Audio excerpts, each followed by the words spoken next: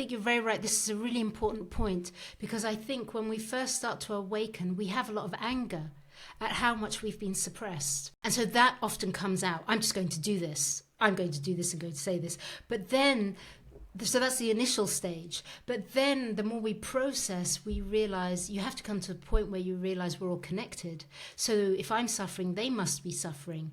And if I'm hurting, they are. And so I'm not in an isolation from them. And so there's a huge part of, once we awaken, how do we communicate in a more refined way?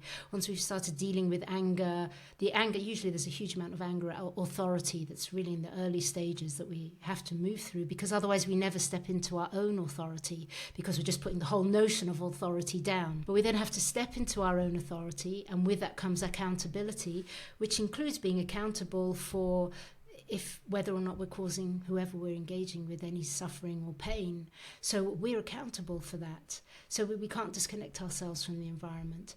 And then over the years, and still continuing to find the right language, neutral language, if there's been a pattern of blaming or shaming, to revisit that, to neutralize that. How do I express what I need to express without blame, but understanding this person? You just need to hear my perspective. It's my perspective, and it's equally as valid as their perspective. And so I think that we're still in an ongoing journey with that. And as communication keeps changing, and it's so rapidly changing, we still have a long way to go.